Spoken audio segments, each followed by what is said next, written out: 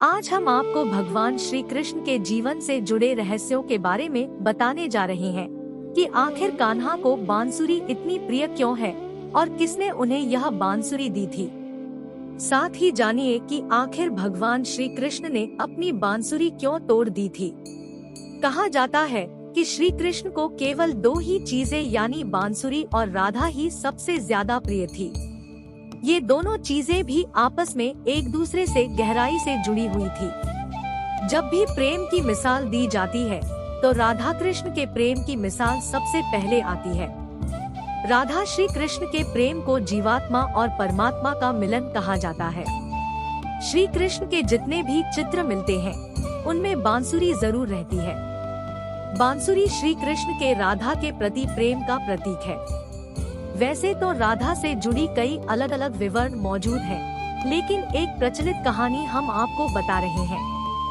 भगवान श्री कृष्ण से राधा पहली बार तब अलग हुई जब मामा कंस ने बलराम और कृष्ण को आमंत्रित किया। वृंदावन के लोग यह खबर सुनकर दुखी हो गए। मथुरा जाने से पहले श्री कृष्ण राधा से मिले थे।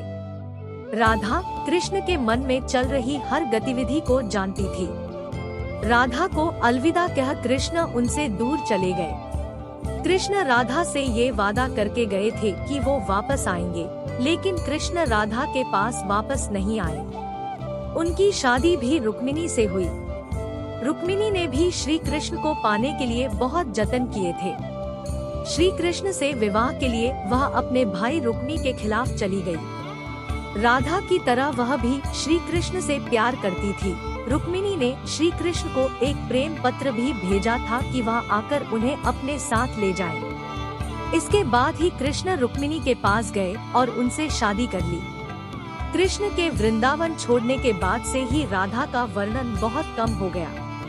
राधा और कृष्ण जब आखिरी बार मिले थे तो राधा ने कृष्ण से कहा था कि भले ही वो उनसे दूर जा रहे हैं, लेकिन मन से कृष्ण हमेशा उनके साथ ही रहेंगे। इसके बाद कृष्ण मथुरा गए और कंस और बाकी राक्षसों को मारने का अपना काम पूरा किया। इसके बाद प्रजा की रक्षा के लिए कृष्ण द्वारका चले गए और द्वारकाधीश के नाम से लोकप्रिय हुए। जब कृष्ण वृंदावन से निकल गए तब राधा की जिंदगी ने अलग ही मोड़ ले लिया था। बताया जाता है कि राधा की शादी एक यादव से हो गई थी। राधा ने अपने दाम्पत्य जीवन की सारी रस्में निभाई और बूढ़ी हुई, लेकिन उनका मन तब भी कृष्ण के लिए समर्पित था।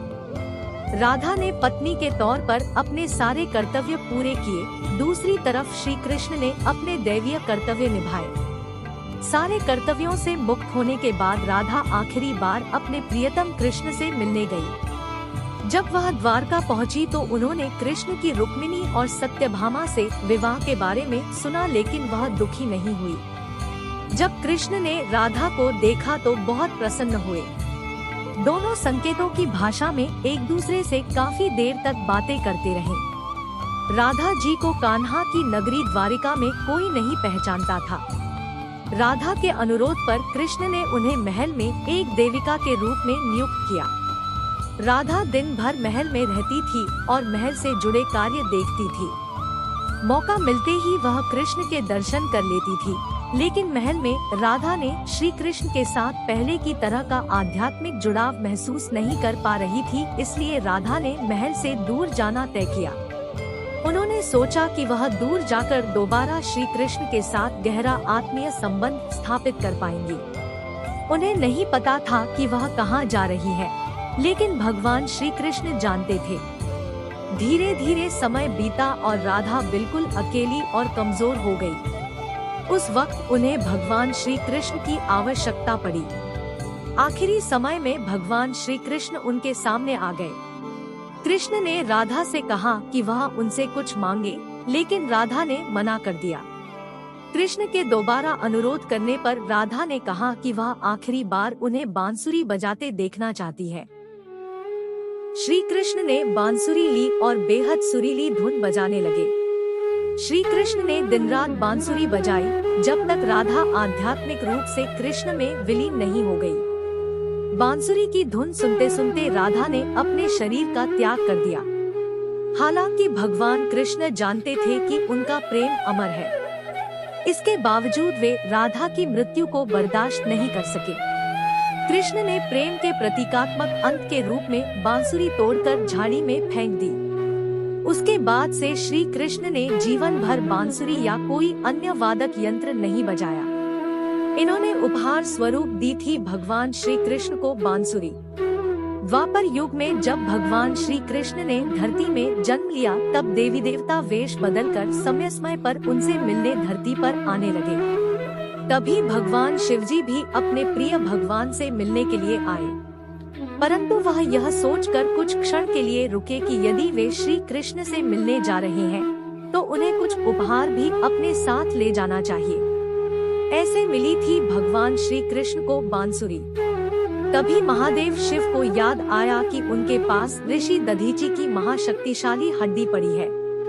ऋषि दधीची वही महान ऋषि है जिन्होंने धर्म के लिए अपने शरीर को त्याग दिया था। वह अपनी शक्तिशाली शरीर की सभी हड्डियां दान कर दी थी। उन हड्डियों की सहायता से विश्वकर्मा ने 3 धनुष, पिनाक, गांडीव, शारंग तथा इंद्र के लिए व्रज का निर्माण किया था। इन्होंने उपहार स्वरूप दी थी भगवान श्री कृष्ण को बांसुरी। महादेव शिवजी ने उस हड्डी को घिसकर एक सुंदर एवं मनोहर बांसुरी का निर्माण किया। फिर जब शिवजी भगवान श्री कृष्ण से मिलने गोकुल पहुँचे तो उन्होंने श्री कृष्ण को भेंट स्वरूप वह बंसी दी, उन्हें आशीर्वाद दिया। तभी से भगवान श्री कृष्ण उस बांसुरी को अपने पास रखते हैं।